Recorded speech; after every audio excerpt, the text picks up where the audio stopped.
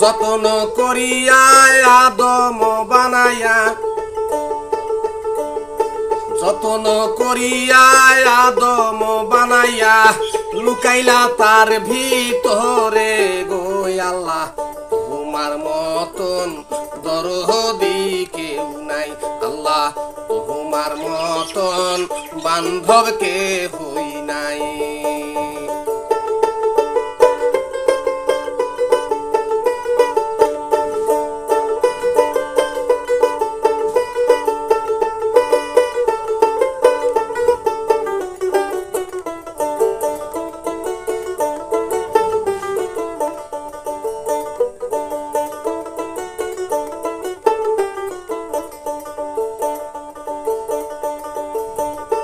আমি মহাজনীতি গদিয়া,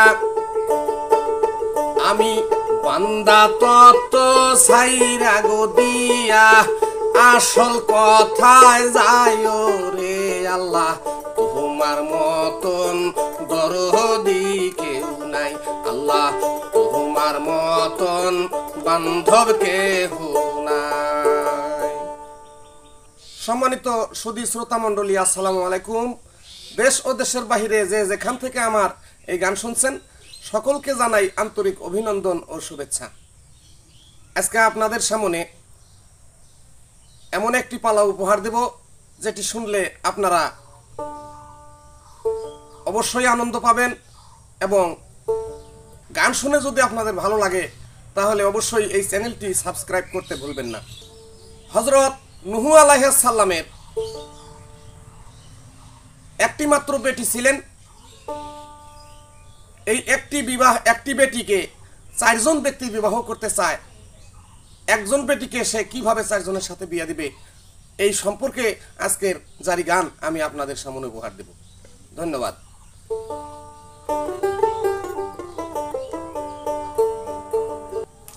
আল্লাহর নবী হযরত নূহ আলাইহিস সালামকে আল্লাহ এই পৃথিবীতে ইসলাম ধর্ম প্রচারের জন্য পাঠিয়েছিলেন, কিন্তু এই নূহ নবী দীর্ঘদিন হায়াত পাইছেন। এই দীর্ঘ হায়াতের পরেও এই নূহ নবী তার কওমকে সে শাসন করতে পারে নাই, হিদায়াত করতে পারে নাই। অবশেষে আল্লাহ বলেছেন, হে নূহ, তুমি একটা সুন্দর করে নৌকা বানাও, যে নৌকার মধ্যে আমার মাখলুকাতের মধ্যে প্রত্যেকটি জীব জন্তুকে, প্রত্যেকটি প্রাণীকে এক জোড়া করে তুলে নিবা, বাদ বাকি সমস্ত কিছু আমি ধ্বংস করে দেব। তাই যখন নূহ নবী আজকাইটা আনলেন এবং নৌকা বানানোর প্রস্তুতি নেবেন, ওই সময় চারজন মিস্ত্রি নূহ নবীকে ডাক দিয়ে বলে, হে আল্লাহর নবী নূহ, আপনার নৌকাখানা আমরা বানাই দেব, তবে আমাদের একটা শর্ত আছে। নূহ নবী বলতেছে, তোমাদের কিসের শর্ত? ওই দিন চারজন মিস্ত্রি ডাক দিয়ে বলতেছে যে, হুজুর, আপনার ঘরে একটি মাত্র বেটি আছে, যদি আপনি আমাদের চারজনের সাথে আপনার বেটিকে বিয়ে দেন, তাহলে আমরা আপনার নৌকা বানানো কাজ আরম্ভ করি। ওই দিন নূহ নবী চিন্তা করে, ওদিন নূহ নবী ওই দিন চিন্তা করে, আমি কি করি উপায় রে আল্লাহ, তোমার মতন দরদি কেউ নাই আল্লাহ, তোমার মতন দরদি কেউ নাই।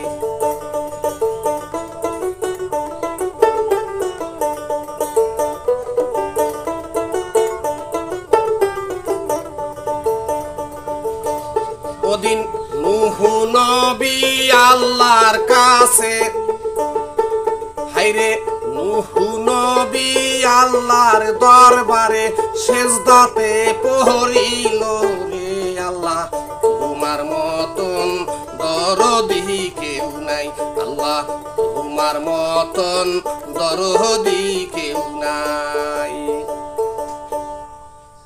নূহ নবী বড় চিন্তিত হইয়া আল্লাহর দরবারে যখন ফরিয়াদ করলেন, আল্লাহ তাআলা পাক রব্বুল আলামিন ওই দিন নূহ নবীকে জানিয়ে দিচ্ছে, হে আমার নূহ, তুমি কোনো চিন্তা করো না, ওই মিস্ত্রিদেরকে তুমি বলে দাও যে হ্যাঁ, আমি চারজনের সাথেই আমার বেটিকে বিয়ে দেব। তাই আল্লাহ তাআলা পাক রব্বুল আলামিন নূহ নবীকে সুন্দর কৌশল শিখিয়ে দিলেন। নূহ নবী ওই দিন মিস্ত্রিদেরকে ডাক দিয়ে বলতেছে, বাবা মিস্ত্রিগণ, এটা তোমরা যে প্রস্তাব রেখেছো এটা আদৌ কখনো সম্ভব নয়, কারণ বেটি আমার একটা, আর তোমরা বিয়ে করতে চাও চারজন। একজন মানুষের সাথে চারজন ব্যক্তির বিয়ে কিভাবে হইতে পারে? এটা বিধানের বাইরে পড়ে। মিস্ত্রিগণ বলতেছে, হুজুর আমরা চারজনে ভাগ করে বিয়ে করব, এটাই আমাদের সিদ্ধান্ত। এবার নূহ নবী স্বীকার করিল, বিয়া দিব চারজনের সাথে। আল্লাহ তোমার মতন দরদি কেউ নাই, আল্লাহ তোমার মতন বান্ধব কেউ নাই।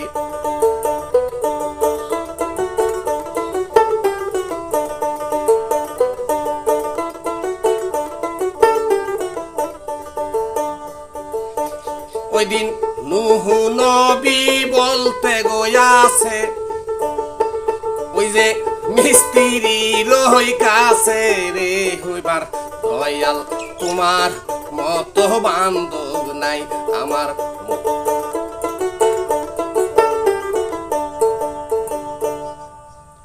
নূহ নবী দাইকে বলতেছে, বাবা মিস্ত্রিগণ, আমি ঠিক আছে তোমাদের সাথেই আমার বেটিকে বিবাহ দিব, তবে তোমাদেরকে আমার একটা শর্ত মানতে হবে। মিস্ত্রিগণ বলতেছে, হুজুর আপনার বেটিকে বিয়ে করার জন্য আমরা যে কোনো একটা কেন 10টা শর্ত আমরা মানতে রাজি আছি।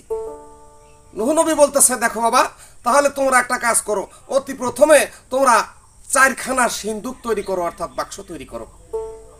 সুন্দর 4খানা বাক্স মিস্ত্রিগণ তৈরি করলেন। বাক্স তৈরি করে মিস্ত্রিগণ নূহ নবীকে ডাক দিলেন, হুজুর আপনার বাক্স রেডি হয়ে গেছে। ওই দিন নূহ নবী বলতেছে, বেশ তোমরা অপেক্ষা করো,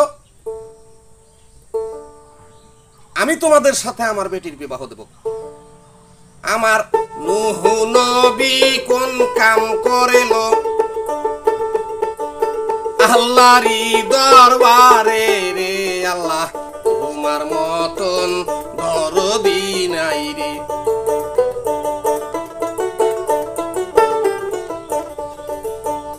নূহ নবী আল্লাহর দরবারে ফরিয়াদ করলেন, হে মাবুদ, মিস্ত্রিরা তো বাক্স তৈরি করছে, এখন আমি কি করব? নূহ নবী কি করলেন? আল্লাহর হুকুমে 3টা বস্তু সংগ্রহ করলেন।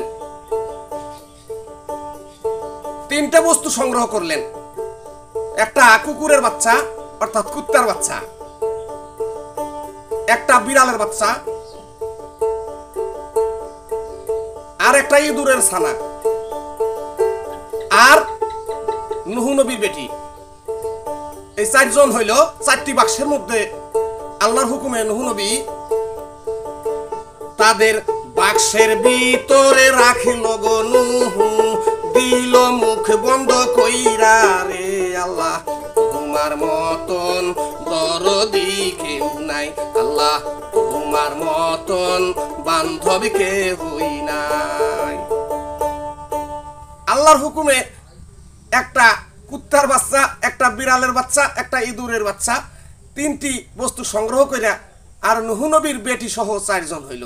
এই 4টিকে সুন্দর 4টি বাক্সর মধ্যে ঢুকাইয়া মুখ বন্ধ করে দিলেন। ওরে কিছুক্ষণ পর হুকুম হইল, আল্লাহ তাআলাই কয় রে নূহ বাক্স খুলো দেখো রে নয়নে, আল্লাহ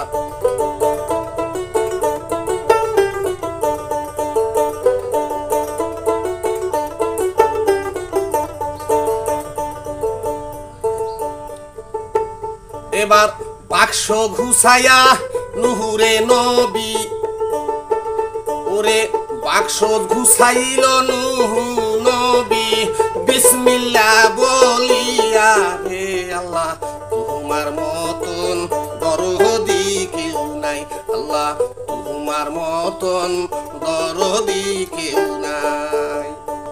নূহ নবী বিসমিল্লাহ বলে যখন বাক্স ঘুষাইলেন, লক্ষ্য করে দেখে সর্বনাশ। আল্লাহ তাআলা পাক রব্বুল আলামিন এমন আজব তামাশা সৃষ্টি করেছেন, এই 4টি বাক্সর ভিতরে একটা মেয়ে বসে আছে, অর্থাৎ একই সুরতের 4জন। ইঁদুরের বাচ্চা, বিড়ালের বাচ্চা, কুকুরের বাচ্চা এ সমস্ত একটাও নাই, সবগুলো মানুষ হয়ে গেছে।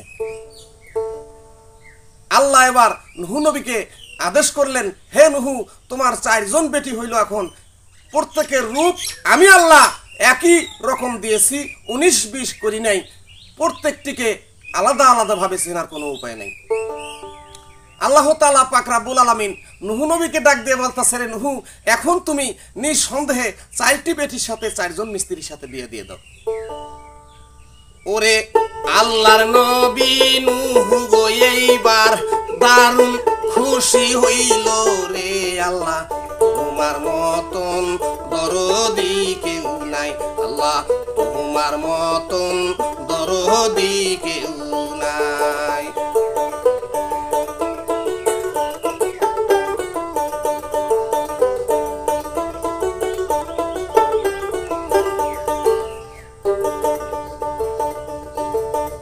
আমার নুহু নবী শুইনারে কথা, আমার নুহু নবী শুইনা গো কথা, এবার আয়োজন করিল রে আল্লাহ, তোমার মতন দরদি কেউ নাই, আল্লাহ তোমার মতন দরদি কেউ নাই।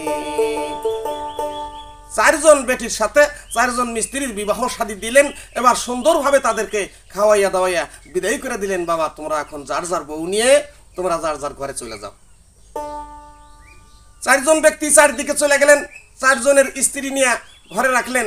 এবার 1 দিন 2 দিন 3 দিন এইভাবে যখন 1 সপ্তাহ গত হয়ে গেল, আমার নুহু নবী মনে মনে চিন্তা করে, সর্বনাশ, 4টি বেটিকে আমি বিয়ে দিলাম, কিন্তু 4টা বেটি তো আসলে আমার নয়, আমার হইল অরিজিনাল এই একটা বেটি, কিন্তু এই বেটিকে আমি চিনবো কেমন করে? আমার বেটিদেরকে একটু পরীক্ষা করা দরকার বা তাদেরকে দেখে আসা দরকার। তাই তো নুহু নবী রওনা গো দিল ওই দিন, ওরে বেটির ওই বাড়িতে রে আল্লাহ, তোমার মতন দরদি কেউ নাই, আল্লাহ তোমার মতন দরদি কেউ নাই।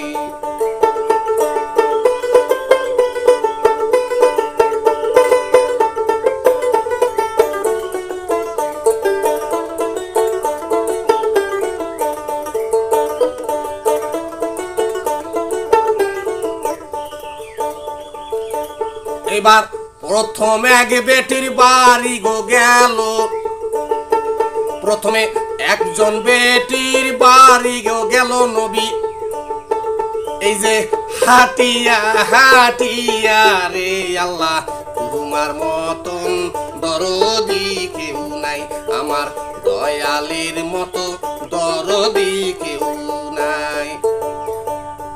নুহু নবী ভালো মন্দ যাচাই করার জন্য যখন হাঁটতে হাঁটতে প্রথমে এক বেটির বাড়ি চলে গেলেন, যাওয়ার সাথে সাথে তার বিয়াই এবং বিয়াইনের সাথে দেখা হইল। এবার সালাম কালাম হয়ে গেল, এবার ঘরে নিয়ে বসতে দিলেন নুহু নবীকে। ওরে নাস্তা পানি হইল রে খাওয়া, নাস্তা পানি হইল রে খাওয়া, এবার নুহু নবী এবার কইতাছে, আল্লাহ তোমার মতন দরদি কেউ নাই।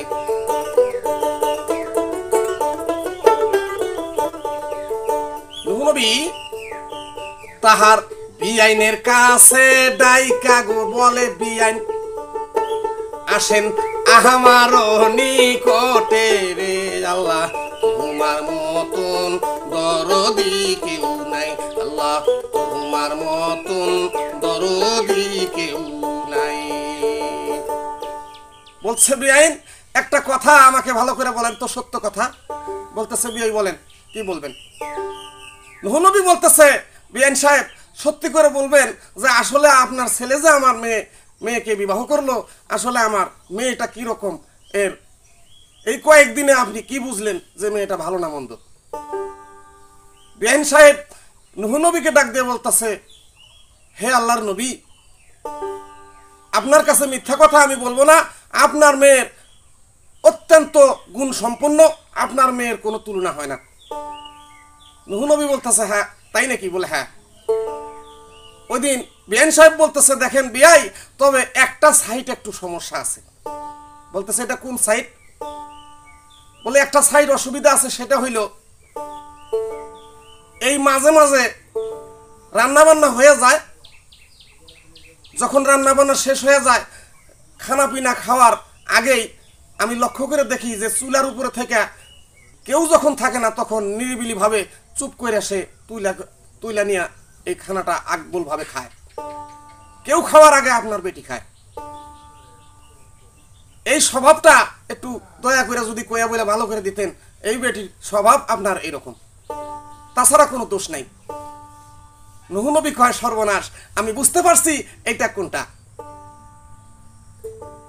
এইটা নিশ্চয় বিড়ালের বাচ্চা গো হবে, চুরি কইরা খায় রে আল্লাহ, তোমার মতন দরদি কেউ নাই, আল্লাহ তোমার মতন দরদি কেউ নাই।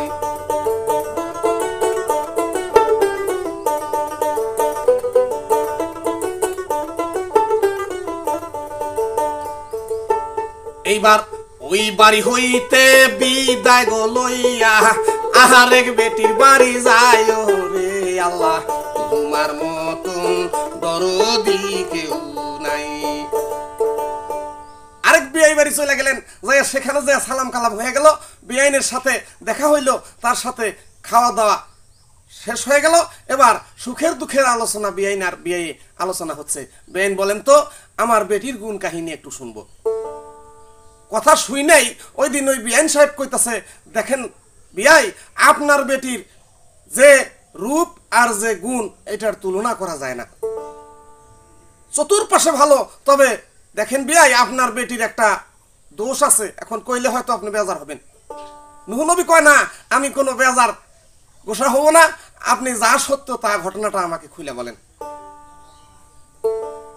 ওই বিআইন সাহেব বলতেছে, দেখেন বিআই, আপনার বেটি চতুর্পাশে ভালো, একটা অভ্যাস খারাপ। কারণ যখন আমি ঢেকির পারে ধান বানতে যাই বা ধান করতে যাই, তখন ওই চাউলগুলা আপনার বেটি ঢেকির পার থেকে একটা দুইটা করে কুড়ে কুড়ে মুখে দেয়, কুটকুট করে চাবায় খায়। আবার যেখানে সেখানে চাউলের বস্তা পড়ে থাকে, এগুলো বাহির করে করে খায়। এই স্বভাব, এই অভ্যাসটা আপনার বেটির খারাপ। তাছাড়া চতুর্পাশে আল্লাহর রহমতে খুব ভালো আছে। এদিন নূহ নবী কয়, হইছে গো জানা, জানবার বাকি আমার কিছুই নাই, আল্লাহ তোমার মতো দরদি কেউ নাই।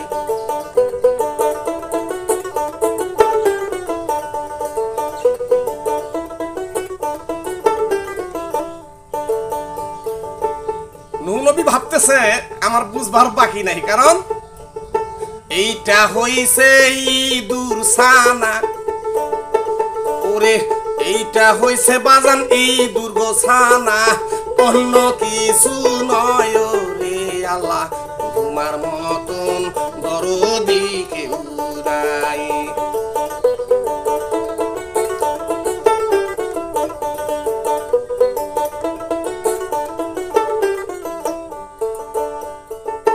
এইটা আমার আসল বেটি নয়, বুঝিবার পাই আমি রে আল্লাহ তোমার মতন দরদি কেউ নাই।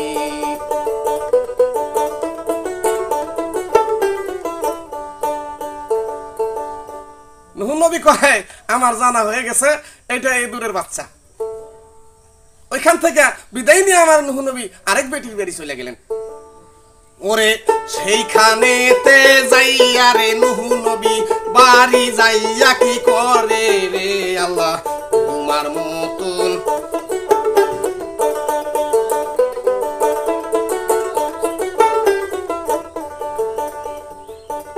ওরে ওই বাড়ি যাইয়া বিয়ানির কাছে জিজ্ঞাসা করিল রে আল্লাহ তোমার মতন দরদি কেউ নাই।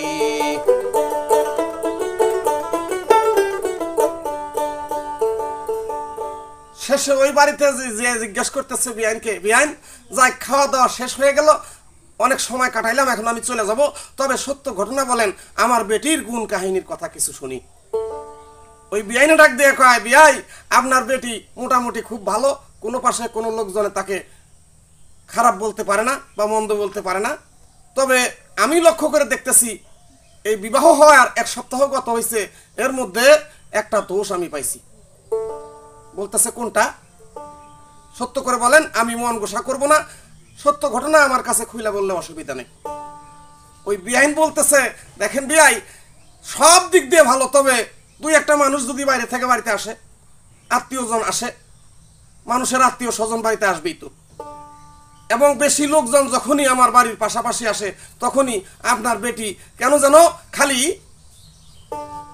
উল্টাপাল্টা কথা বলে, চিৎকার করে, ছটফট করে, আর কুকুরের মতো স্বভাব তার গায়ে দেখা যায়।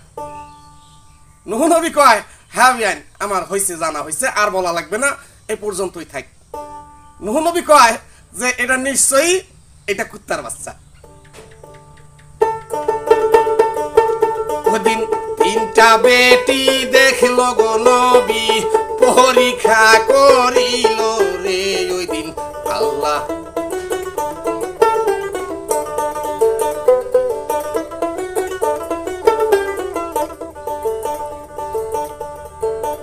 ওরে তারপর নূহ নবী চইলা গো গেল আরেক বেটির বাড়ি রে আল্লাহ। তোমার মতন দরদি কেউ নাই আল্লাহ, তোমার মতন বান্ধব কেহই নাই।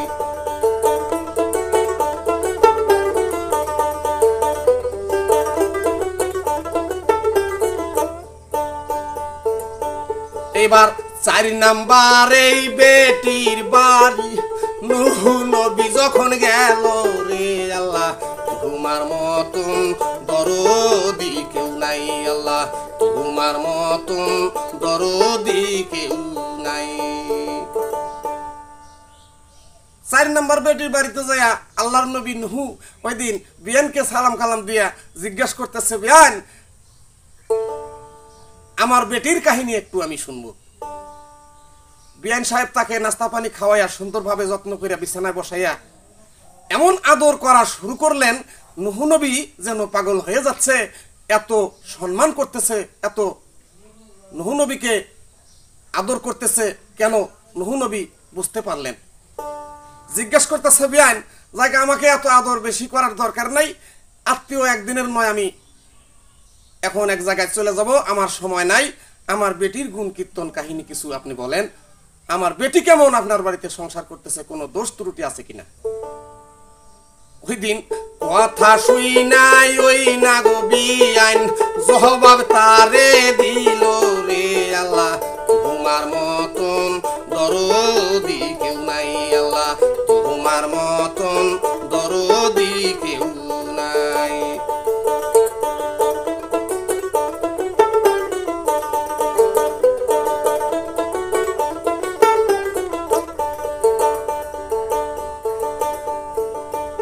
ওদিন বিয়ান সাহেব ডাইকা গো বলে, শোনো বিয়াই কই আমি আপনা রে আল্লাহ, তোমার মতন। বলতেছে, হে বিয়াই আপনার বেটির কথা আর কইেন না, কারণ আপনার বেটির মতো সোনায় সোহাগা স্বর্ণের টুকরা এত সুন্দর মেয়ে পৃথিবীতে মনে হয় আমি একটাই পেয়েছি, আমার মতো আর কেউ পায় নাই, এত ভাগ্যবান ছেলের বউ। বলে কেন?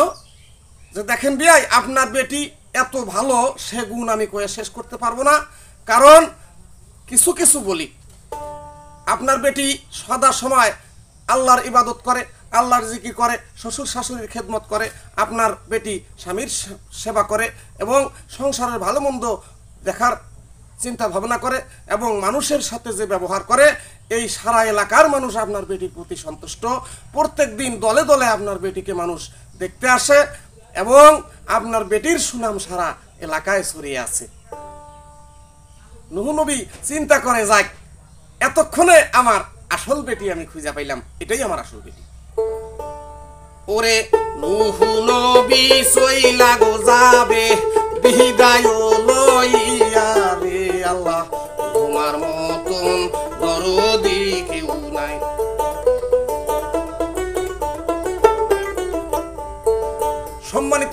শ্রোতা মণ্ডলী, আপনারা একটু খেয়াল করে দেখেন, এই যে 4 জন বেটিকে নূহ নবী বিবাহ দিলেন, 4 জনের 4টি স্বভাব।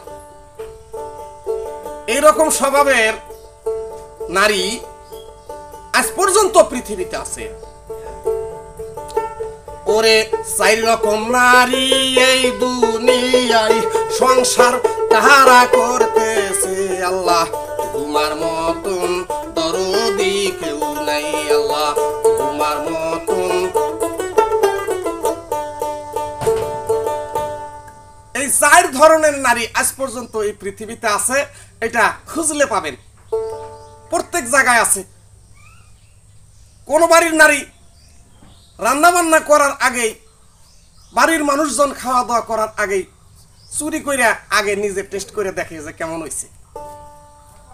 আবার লক্ষ্য করে দেখবেন, কোন কোন বাড়িতে নতুন বউ যখন চলে আসে, ওই নতুন বউ যখন ভাত পাক করতে যায়, রান্না করতে যায়, তখন চাউলের বস্তার কাছে যাইয়া আগে 1 মুঠ নিয়ে তার মুখে ঢুকাইয়া ঠিক মতো চাবাইতেছে। আবার যে কোনো বাড়িতে যাবে, যদি যাইয়া দেখে যে তারা চাউল ঝাড়ার কাজ করতেছে, তারা আগে ওইখান থেকে আগে 2-4টা নিয়ে মুখে দিবে। এই বদ অভ্যাসটা তাদের জীবনেও যাবে না। এমন নারী আছে গো আরো, এই যে কুকুরের মতো স্বভাব রে, আল্লাহ তোমার মতন দরদি কেউ নাই, আল্লাহ তোমার মতন দরদি কেউ নাই।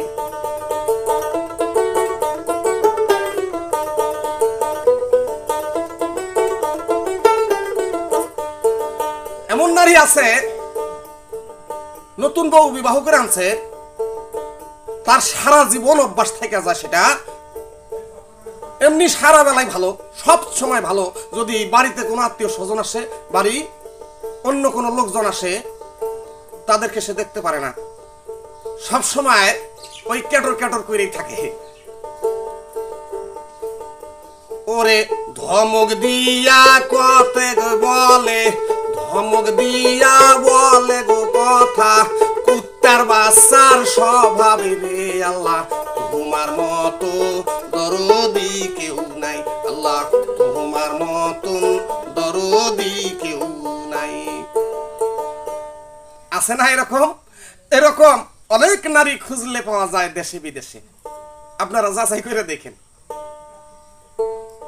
তো যাই, এই পৃথিবীতে আমি মা বোনদেরকে বলতে চাই, আপনারা এই ইতিহাসটি শুনে অবশ্যই বুঝতে পারছেন যে আপনাদের স্বভাব আচরণটা কিরকম হওয়া উচিত। যাই, এই পর্যন্ত আজকের পালা, আমি ক্ষান্ত দিয়া যাই রে, আল্লাহ তোমার মতন দরদি কেউ নাই।